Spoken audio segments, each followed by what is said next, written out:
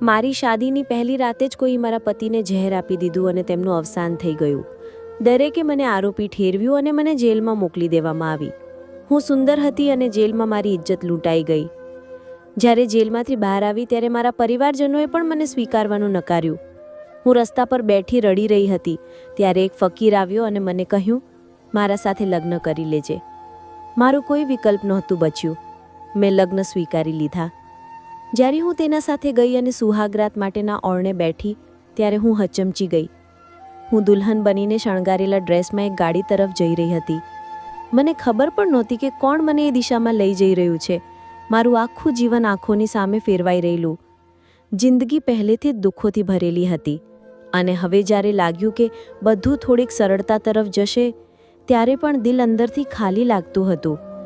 એવું લાગે કે બધું પૂરું થઈ ગયું છે, જ્યારે કે આજથી તો મારી નવી જિંદગીની શરૂઆત થવી હતી.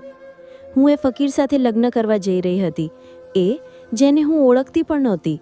હા, રસ્તામાં એકાદ વાર જોયો હતો પણ ઓળખાણ નહોતી. જેલમાંથી નીકળતી વખતે મારું મન સંજ્ઞાશૂન્ય હતું. એવા સમયે જ્યારે તેણે મારે લગ્ન કરવાની વાત કહી તો મેં વિચાર્યા વગર હા કહી દીધી. હવે મારું હૃદય ધબકતું હતું, સૂકા પાન જેવી અશાંત. જો આ નિર્ણય ખોટો સાબિત થયો તો શું કરું?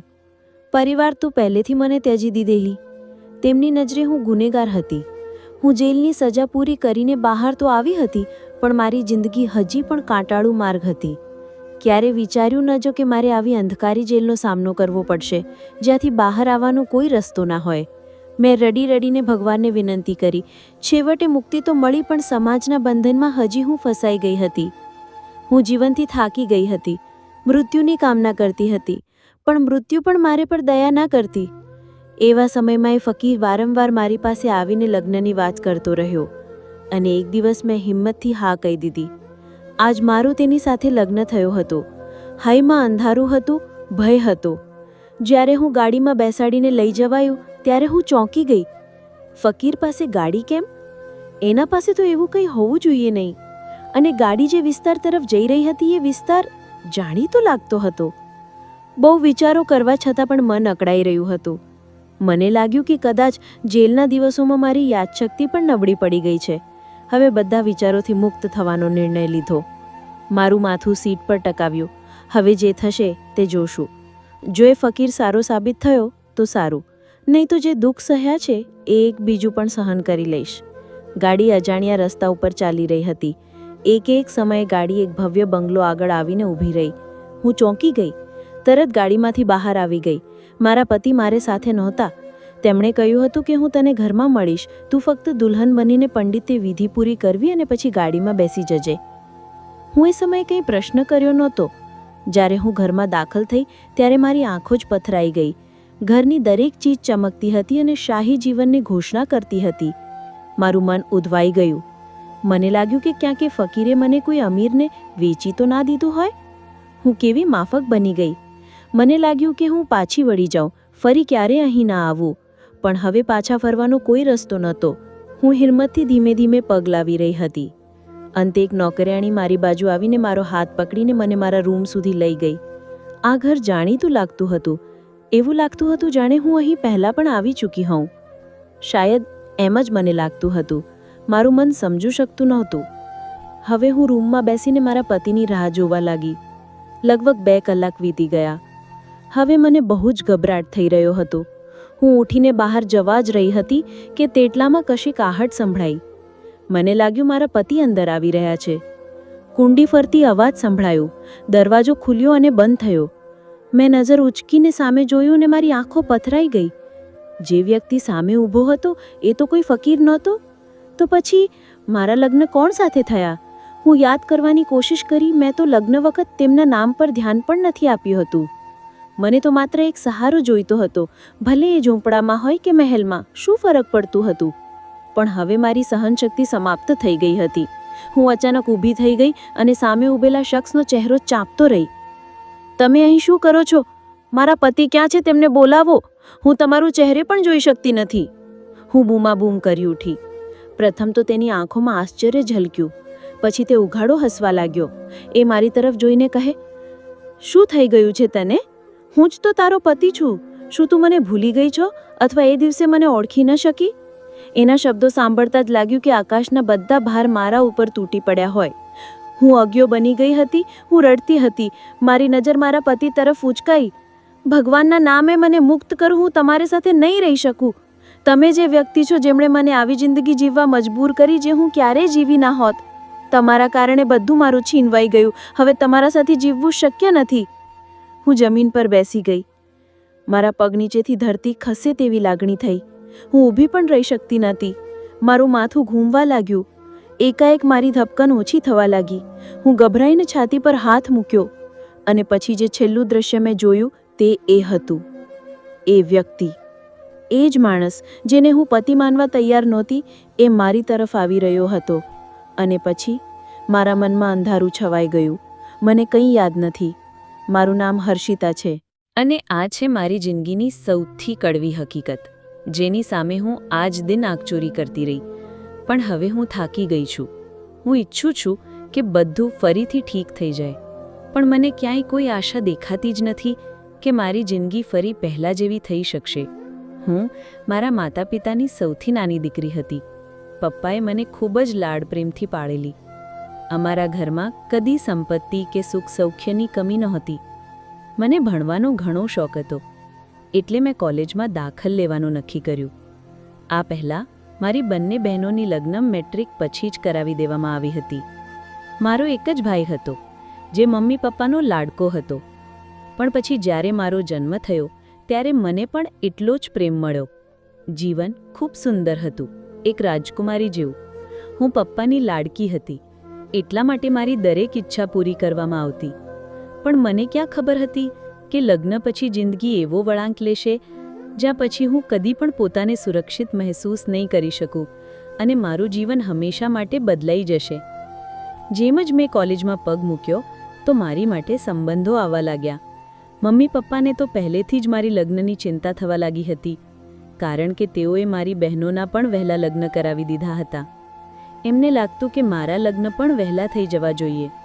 પણ હું ભણી લખીને મારા સપનાઓ પૂરા કરવા માંગતી હતી. મારું સપનું હતું કે હું એક શિક્ષિકા બનું અને બાળકોને પ્રેમથી, સમજદારીથી ભણાવું. મારા અનુભવ પ્રમાણે મારા શાળાકાળ દરમિયાન જે ખામીઓ રહી ગઈ હતી તે શિક્ષકોની બેદરકારી અને અવગણનાને લીધે હતી. એટલે હું એવી શિક્ષિકા બનવા માંગતી હતી કે જે બાળકને એની સમજ, સ્વભાવ પ્રમાણે પ્રેમપૂર્વક ભણાવે, જેથી તેમને ભણવામાં રસ આવે અને તે સારું કરી શકે. મેં મારું આ સપનું પપ્પાને પણ કહ્યું અને તેઓ મારા સપનામાં સાથ આપવાની તૈયારીમાં હતા. પણ દરેક માની જેમ મારી મમ્મીને મારી ચિંતા થતી રહેતી. તેમણે મારા માટે સંબંધો જોવાની શરૂઆત કરી દીધી. અહીં એક વાત કહેવી જરૂરી છે કે પપ્પાના બે જૂના મિત્રો હતા, જેમને હું એકને અંકલ અને બીજાને ચાચા કહી બોલાવતી. સૌથી નજીકના મિત્રને અંકલ અને બીજાને ચાચા. અંકલે તો શરૂથી જ પપ્પાના કાનમાં કહું કે મારી માટે તો હર્ષિતા અથવા પોતાનું નામ જ યોગ્ય છે, જ્યારે મારા મનમાં એવા કોઈ વિચાર હતા જ નહીં. મેં પપ્પાને એકદમ ખુલ્લા અને સ્પષ્ટ શબ્દોમાં કહી દીધું કે હું કૌશિક સાથે લગ્ન નહીં કરું, કેમ કે તે મને પસંદ નથી અને ઉંમરમાં પણ તે મારો કરતાં ઘણો મોટો છે. આપણું અંદાજે 5 થી 6 વર્ષનું ઉંમરનું અંતર હતું. બીજી તરફ ચાચાએ પણ મમ્મી પાસે વિનંતી કરી કે હર્ષિતાને તેમના દીકરા માટે જોઈ લેવામાં આવે. આ જ કારણથી બંને મિત્રો વચ્ચે મતભેદ સર્જાયા. મેં મમ્મી પપ્પા બંનેને સાફ કહી દીધું કે હું ઓળખીતા લોકોમાંના કોઈના સાથે પણ લગ્ન નહીં કરું. તમે એકને હા કહેશો તો બીજાના દિલને દુઃખ થશે અને હું આવા ઝઘડા અને મનમોટાવ ભરેલા સંબંધમાં કદી જ લગ્ન નહીં કરું. પપ્પા મારી વિચારસરણીથી પ્રભાવિત થયા, પણ મમ્મી તો ચાચાના દીકરા સાથે બહુ ઘૂળે મિલી ગઈ હતી. તેથી તેમણે મને બોલાવીને તેમના વહાલા પાડોશીના દીકરા અભીર માટે મનાવી લીધું. મારી સગાઈની ખબર હવે બધે જ પ્રસરી ગઈ હતી, જ્યારે હકીકતમાં મેં હજી સુધી કોઈ અંતિમ નિર્ણય પણ લીધો નહોતો. મેં તો માત્ર મમ્મીને ટાળવા માટે અભીર માટે હા કહી હતી, પણ મમ્મી પપ્પાએ આ ટાળવાની હાને જ મારી સંમતિ સમજી લીધી અને આખા ઓળખીતાઓમાં વાત ફેલાવી દીધી કે હર્ષિતાએ અભીર માટે હા કહી દીધી છે અને કૌશિકને ના પાડી છે. આ વાત અંકલને ખૂબ લાગી અને તેમણે કંઈ કહ્યા વિના ચૂપ રહેવાનું પસંદ કર્યું. પપ્પાને પછી અફસોસ થયો અને મમ્મી પર ગુસ્સો આવ્યો. એમને દુઃખ થયું કે તેમનો જૂનો મિત્ર રિસાઈ ગયો. તેઓ મમ્મીને વારંવાર કહેતા કે દીકરીને એવી જગ્યા નહીં મોકલવી જોઈએ જ્યાં પહેલેથી જ વાતોને લઈને વિવાદ હોય. પણ મમ્મી તો અભીર સિવાય બીજા કોઈને પોતાનો દામાદ બનાવવા તૈયાર નહોતી. અભીર તેમના ઘરની સૌથી મોટી સંતાન અને એકમાત્ર એવા હતા કે જેમને સારી નોકરી હતી. તેઓ દર મહિને અંદાજે 60,000 રૂપિયા કમાતા હતા અને ઉપરથી ઘરના વધારે ખર્ચા પણ નહોતા. મારું જીવન આરામદાયક બની શકે એવું લાગતું હતું. જ્યારે ઘરમાં ઝઘડા અને મતભેદ વધવા લાગ્યા ત્યારે મેં મમ્મીને કહ્યું કે હવે તો મારી લગ્નની જાહેરાત ઝડપથી કરી દેવી જોઈએ, જેથી લોકોના જમાવડા અને ચર્ચાઓ બંધ થાય. મમ્મીએ સગાઈની પુષ્ટિ જાહેર રૂપે કરી નાખી. હવે તે તોડવી મારા માટે સરળ નહોતી. પોતાને આવા એક સંજોગમાં ફસાયેલું જોવું મારા માટે અત્યંત દુઃખદ અનુભવ હતો. એટલે મેં મમ્મીને જ પૂછ્યું કે હવે તમે અભીર સાથે મારી લગ્નની તારીખ નક્કી કરશો? આ વાત મેં મારા મોઢે કહી હતી. હું ખૂબ તકલીફમાં હતી, કારણ કે દરેકને એવું લાગવા લાગ્યું હતું કે અભીર અને મારા વચ્ચે કોઈ સંબંધ હતો, અને એ કારણસર મેં કૌશિકને ના કહી હતી. જ્યારે હકીકત એ હતી કે મને ન તો અભીર સાથે લગ્ન કરવા હતા, ના જ કૌશિકને સ્વીકારવાનું મન હતું. પણ મમ્મીની જીદે મને આ હાલતમાં મૂકી દીધું. હું એકદમ શાંત થઈ ગઈ હતી. પપ્પાએ મારી આ શાંતિને સમજવી શરૂ કરી હતી, જેમ કે એક ગાતી કુકડ ચૂપ થઈ ગઈ હોય. અહીં એક વાત મહત્વની છે. મારો ભાઈ પહેલેથી જ લગ્ન કરી ચૂક્યો હતો અને એની પત્ની એટલે કે મારી ભાભી કૌશિકની નાની બહેન હતી. આ સંબંધોને કારણે ઘરમાં તણાવ વધતો ગયો. ભાભીએ મને દિલથી સ્વીકારી લીધું અને કહ્યું કે મારી મરજી એ જ તારી મરજી હશે. મારા પર કોઈ દબાણ નહોતું. પણ કૌશિકને હજુ ખબર નહોતી કે મારી મમ્મીએ અભીર સાથે મારી સગાઈ નક્કી કરી દીધી હતી. હવે મારા માટે લગ્ન સિવાય બીજો કોઈ રસ્તો જ બચ્યો નહોતો. જેથી ઘરમાં વધુ ઝઘડા ન થાય એ માટે મેં મમ્મીને સાફ કહી દીધું કે હવે મારી તાત્કાલિક લગ્ન કરી દેવા જોઈએ. મમ્મીએ પણ એવું જ કર્યું અને આખા પરિવારમાં વાત ફેલાઈ ગઈ કે હવે હર્ષિતા અને અભીરના લગ્ન જલ્દી થવાના છે. મને મારા સપનાઓના તૂટી જવાનું ખૂબ દુઃખ હતું. અભીર મને સાચો પ્રેમ કરતો હતો. એ વાત મને મારી મહેંદીવાળા દિવસે ખબર પડી, જ્યારે એ ચૂપચાપ મને મળવા આવી ગયો હતો. હું રૂમમાં નવવધૂની જેમ સજાઈને ઉદાસીથી બેઠી હતી. મારા પછલા સુખદ સમયની યાદોમાં ગરકાવ, મારી પિયરવાળી મીઠી યાદો, જ્યાં કોઈ ચિંતા નહોતી. હવે જીવન બદલાઈ રહેલું. કોઈ બીજા વ્યક્તિને આખું જીવન આપી દેવું કાગળ પર લખવું જેટલું સહેલું નહોતું. હું રડી પડી હતી. હું એ વિચારી રહી હતી કે મારા દિલમાં ખુશી ફરીથી ક્યારે આવશે. એ જ સમયે દરવાજો ખુલ્યો અને સામે અભીર ઊભો હતો. હું આશ્ચર્યચકિત રહી ગઈ. મારી નજર શરમથી ઝૂકી ગઈ. અભીર સ્મિત સાથે બોલ્યો, તને મળવા માટે મને ઘરમાંથી થોડુંક જૂઠું બોલવું પડ્યું. હું તને બહુ પ્રેમ કરું છું. મને ખબર છે કે તારા વિશે ઘણી વાતો ચાલી રહી છે, પણ તને મેળવવા માટે હું બધું સહન કરવા તૈયાર છું. તો ઉદાસ ના થજે. તારો પતિ હંમેશા તારા સાથે રહેશે. એના વિશ્વાસભર્યા શબ્દો મારા અંદર ખુશી ભરી ગઈ. હું ખુશીમાં ઝૂમી ઉઠી. 1 કલાકો સુધી મારી પાસે બેઠો રહ્યો અને મારી સાથે વાતો કરતો રહ્યો. એ સમયે મને લાગ્યું કે એ સાચે જ એક હીરો છે, જેને ગુમાવીને હું ખૂબ મોટી ભૂલ કરી રહેલી. એ દિવસે મને મારી મમ્મી માટે પ્રથમ વખત ખૂબ પ્રેમ લાગ્યો, જેમણે મારા માટે ખરેખર એક હીરો પસંદ કર્યો હતો અને મારી જિંદગીમાં સાચી ખુશીઓ લાવવાનો તમામ પ્રયાસ કર્યો હતો. 2 દિવસ વીતી ગયા. મારા હાથોમાં મહેંદી લાગી ચૂકી હતી અને હું પ્રેમભર્યા ભાવથી એનું નામ લખાવતી હતી. પપ્પાએ જ્યારે મને પહેલે વખતે ખુશ જોઈ તો એમના દિલને પણ શાંતિ મળી. એમણે મને નજીક બોલાવીને કહ્યું, બેટા, કદી એવું ન સમજતી કે તું એકલી છે. અમે હંમેશા તારા સાથે છીએ. જો લગ્ન પછી કદી કોઈ મુશ્કેલી થાય તો અમથી કદી છુપાવવું નહીં, તરત જ અમને જણાવી દેવું. અમે તારી દરેક સમસ્યાનું હલ કાઢવા માટે હંમેશા તૈયાર રહીશું. જો કે મારી દુઆ છે કે એવી કોઈ પરિસ્થિતિ કદી ન આવે. તું હંમેશા ખુશ રહેજે. પપ્પાએ મને આશીર્વાદ આપ્યા અને જીવનના મૂલ્યવાન પાઠ પણ શીખવાડ્યા.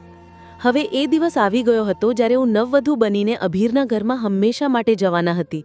હું વધુ કક્ષમાં દુલ્હનના વસ્ત્રોમાં બેસીને બારાતના આવવાની રાહ જોઈ રહી હતી. અહીં બેસી બેસી મારી પીઠમાં દુખાવો થવા લાગ્યો, પણ ખુશી એટલી હતી કે દુખાવાનો અહેસાસ જ ન રહ્યો. એ દરમિયાન બાળકોના ચીસા અને ફટાકડાની અવાજો સંભળાવા લાગી. ત્યારે સમજાયું કે બારાત આવી ગઈ છે. ઢોલના તાલ સાથે બારાતનું સ્વાગત થઈ રહ્યું હતું. વધુ કક્ષમાં આવેલી એક ખિડકીમાંથી બહારનું સમગ્ર દ્રશ્ય મને સ્પષ્ટ દેખાતું હતું.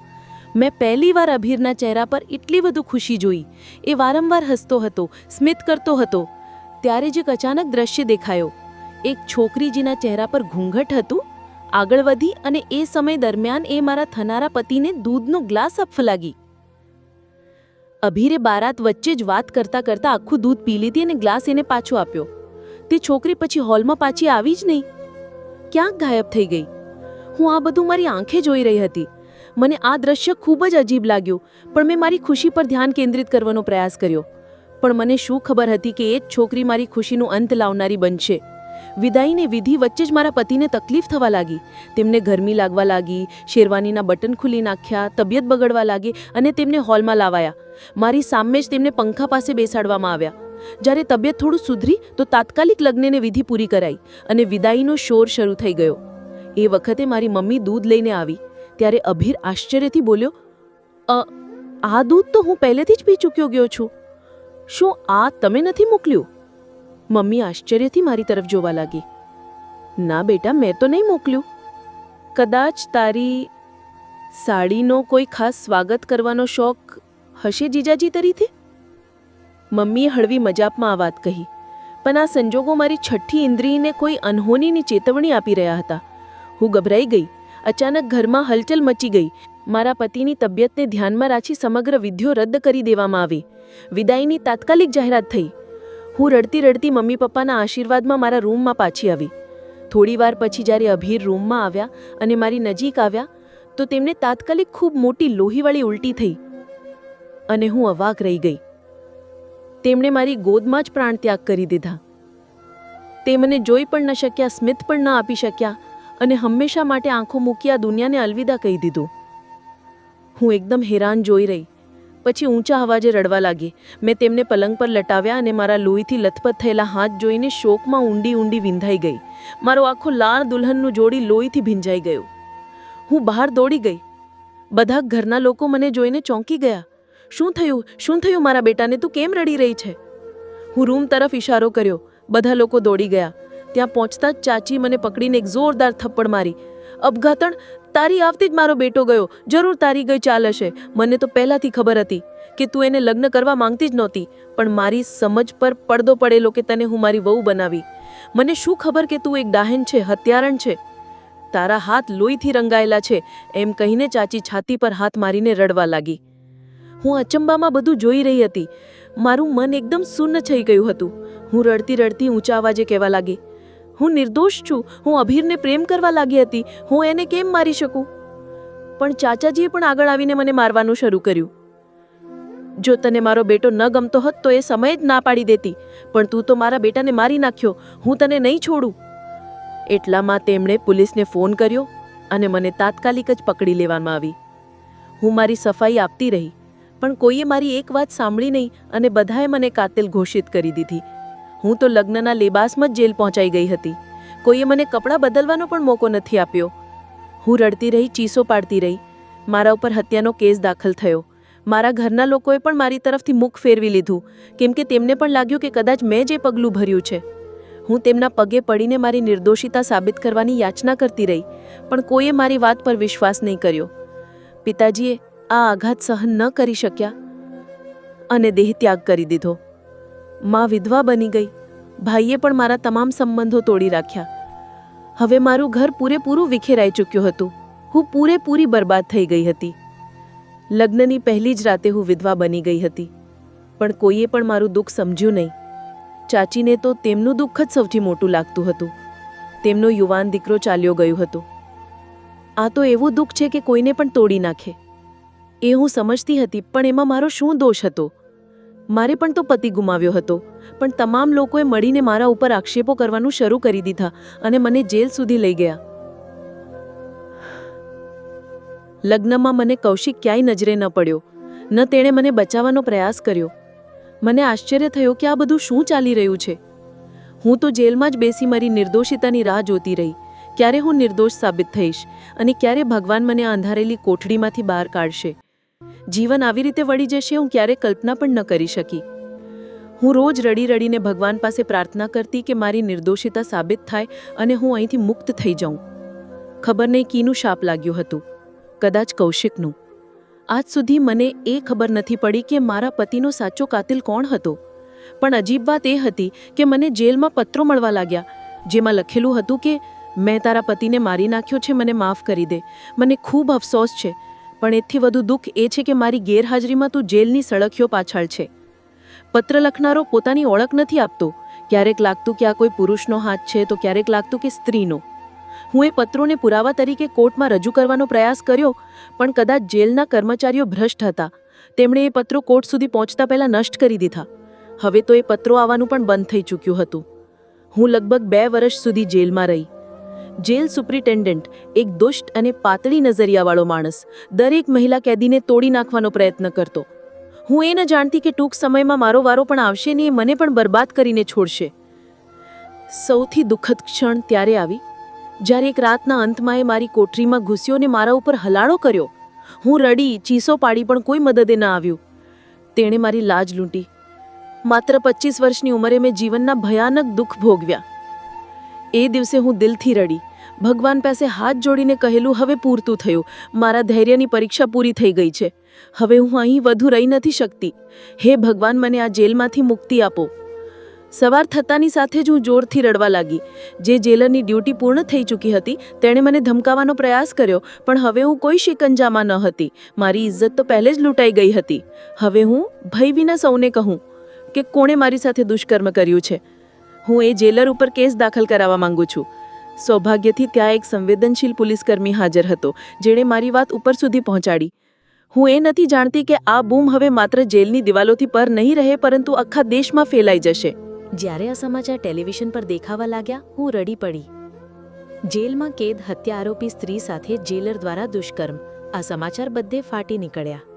મને એક રૂમમાં લઈ જઈને આ વાત જણાવી. હું મથાળું ઝુકાવ્યું. હવે મારી પાસે ગુમાવવાનું કંઈ બચ્યું નહોતું. ઇજ્જત તો પહેલેથી જ જઈ ચૂકી હતી. હવે આ ફરી જાહેર થઈ જાય તો પણ શું ફરક પડે? હું એ જેલરને છોડવા તૈયાર ન હતી, જેણે મને નહીં પણ પહેલાં પણ કેટલીય સ્ત્રીઓને બરબાદ કરી હતી. હું થાકી ગઈ હતી. મીડિયાના લોકોએ મને પૂછપરછ કરી. મેં તમામ સામે હાથ જોડીને વિનંતી કરી, મારા કેસની ફરી તપાસ કરો. મેં મારા પતિને નહીં માર્યો. આ વાત જાણે જંગલની આગની જેમ ફેણાઈ ગઈ. ફરીથી મારી ઘટનાની તપાસ શરૂ થઈ. મારી લગ્નની વિડીયો તપાસવામાં આવી, જેમાં સ્પષ્ટ જોઈ શકાતું કે મારા પતિને ઝેર આપી મારવામાં આવ્યો હતો. એક સ્ત્રી ઘૂંઘટમાં એના પતિને દૂધ આપી ગઈ હતી. એ દૂધમાં જ ઝેર હતું. હું પ્રતિષ્ઠા સાથે નિર્દોષ ઘોષિત થઈ. પણ એ પહેલાં જ દેશભરમાં એ ખબર ફેલાઈ ચૂકી હતી કે જેલર દ્વારા મારું શારીરિક શોષણ થયું છે. એના કારણે મારા પરિવારજનોએ મને છોડી દીધા. મારા માતા હવે ભાઈના દયાભાવે જીવી રહ્યા હતા. તેવું કેમ મને પાછું ઘર આપી શકે? મને લાગ્યું હતું કે હવે બધું સરળ બનશે, લોકો માફી માંગશે, સહાનુભૂતિ આપશે, મને ફરી ઘરમાં સ્થાન આપશે. પણ હું ખોટી હતી. હકીકત મારી તમામ અપેક્ષાઓથી વિપરીત હતી. ચાચા ચાચીએ તો આજે પણ મારી પાસે માફી માંગવી દૂર રહી, મને હજી પણ હત્યારણ માનતી રહી. તેમણે ખુલ્લેઆમ કહ્યું, તું ભલે આજે પ્રતિષ્ઠા સાથે બરી થઈ ગઈ હોય, તારો કેસ ભલે ફરીથી ખુલ્યો હોય, પણ અમારી દ્રષ્ટિએ અમારા દીકરાની મૃત્યુની જવાબદાર તું જ છે. તું એની જિંદગીમાં આવી અને એ દુનિયાથી જતો રહ્યો. અમે તને કયામત સુધી માફ નહીં કરીએ. હું રડી પડી. હવે હું એમની સામે કોઈ પણ પ્રકારની સફાઈ આપવી નથી ઈચ્છતી હતી, કારણ કે હવે દરેક વાત વ્યર્થ બની ગઈ હતી.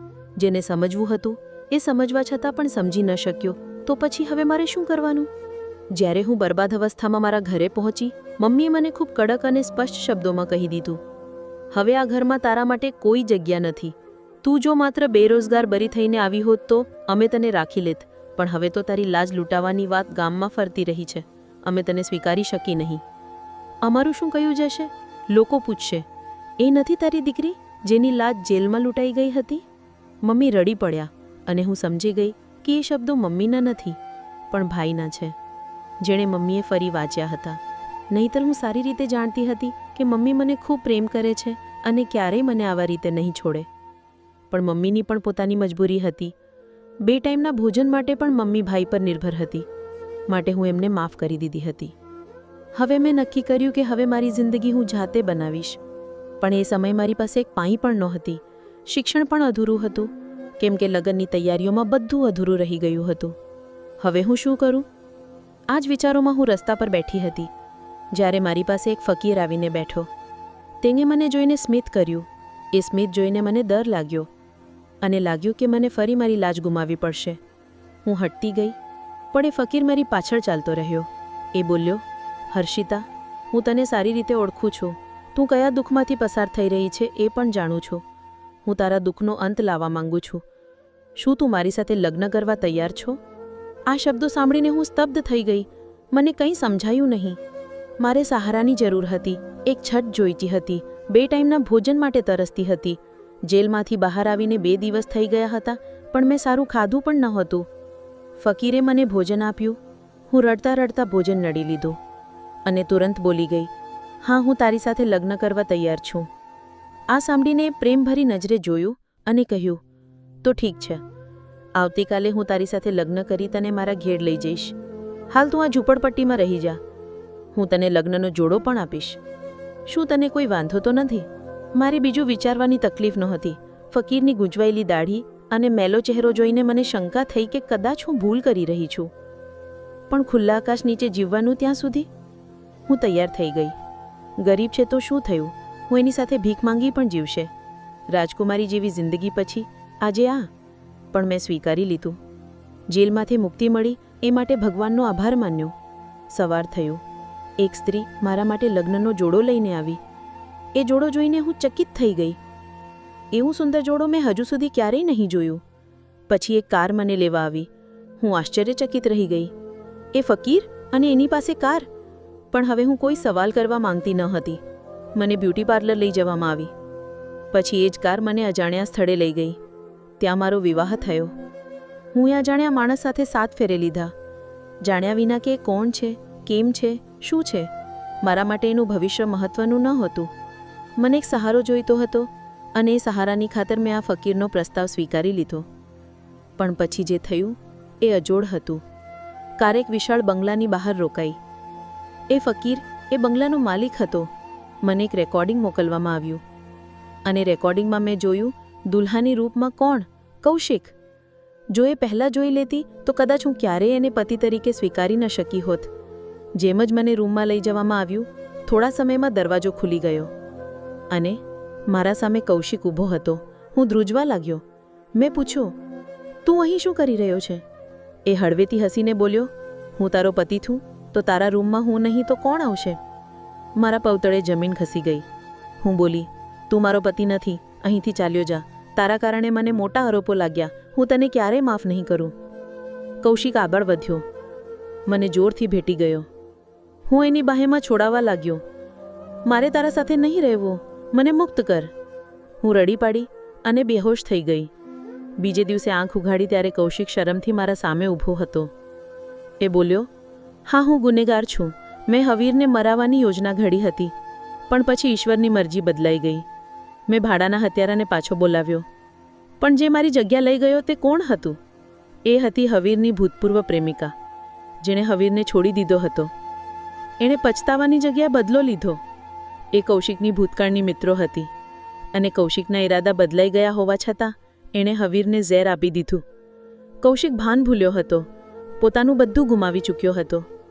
જ્યારે એ જાણ્યું કે હું જેલમાંથી મુક્ત થઈને આવી રહી છું, એ દિવસે એણે નક્કી કર્યું કે રસ્તામાં મારો સહારો બનશે, ફકીર બનીને.